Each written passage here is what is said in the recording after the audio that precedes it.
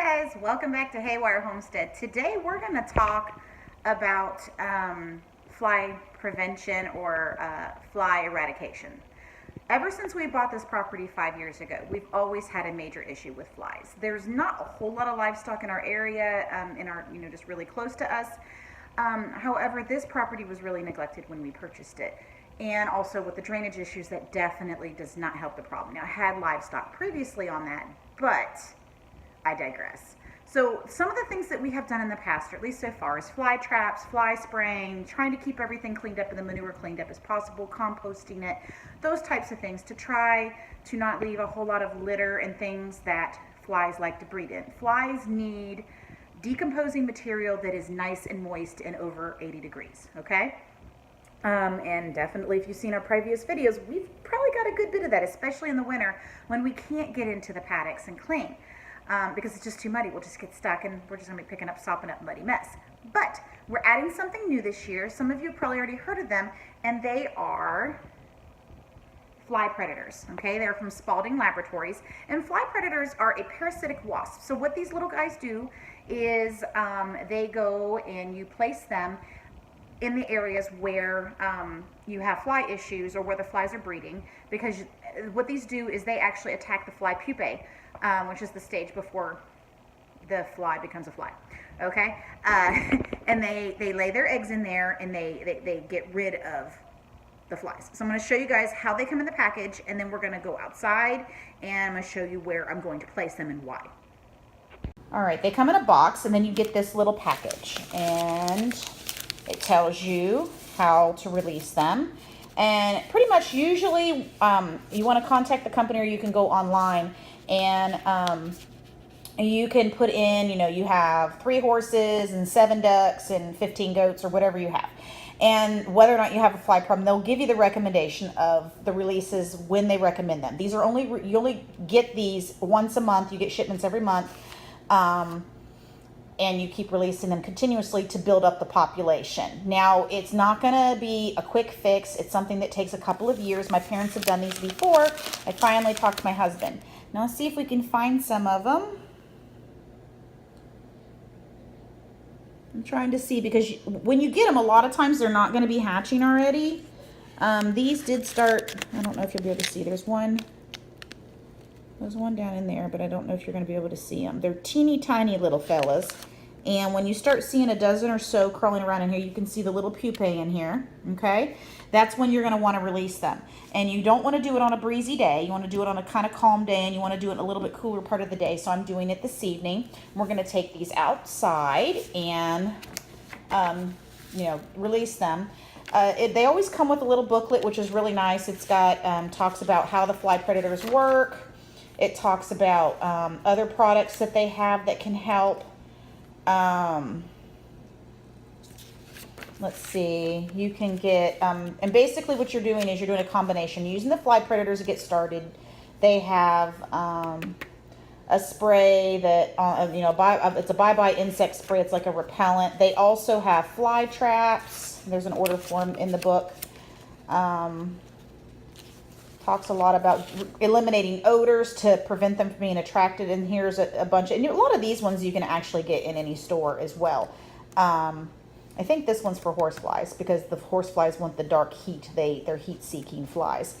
Oh yeah, horse and deer fly traps, and it's this one. I would love to get one of these. That may be something we get later on. But let's go ahead and take these fellas outside, and I'll show you where I'm going to put them.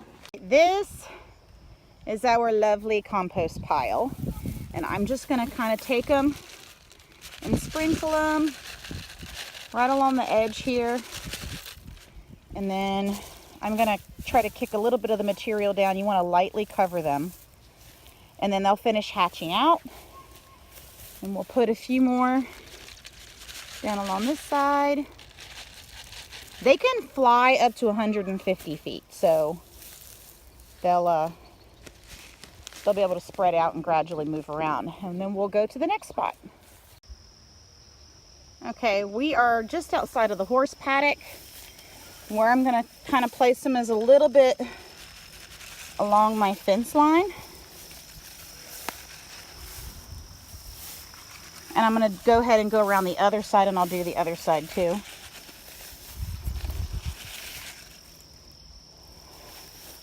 You want to kind of put them in areas like the fence line, along the edges of things, so that way they're not going to get stepped on. You want to come out? Okay, here. Look. Open it. I didn't say shut it, I said open it. You coming? Okay, are you being funny? Open it. Yeah, open it. Come on. Come on. Thank you, Star. Mare's a genius. I don't even know the sun. I'm not sure how good of a vision I got on that. But we'll let them go out and graze for a little while. We're hoping that the weather report changes a little bit in regards to the rain that they're potentially saying is going to come on Wednesday. If it changes, we'll be able to get our hay cut this. We're talking about fly protection or fly control, so I guess. I'm going to show you how I make a homemade fly spray for the horses and the goats. So what I have here is, and this actually I had to buy a brand new bottle because the one I had was really cheap, but I just picked this up at the local hardware store. This is a 25-ounce fluid bottle, and I really like that it's got the measurements on the side.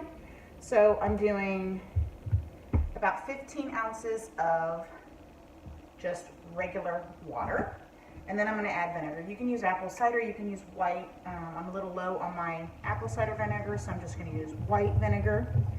And I'm going to fill it up so it's half and half. So half vinegar, half water.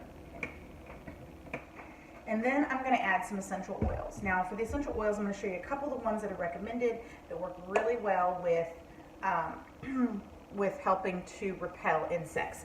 This will also help with mosquitoes too.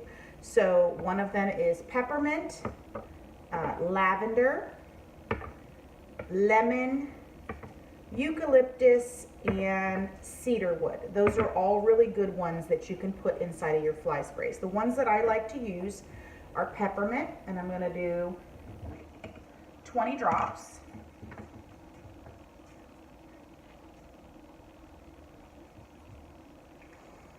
And then I'm going to do 20 drops of eucalyptus.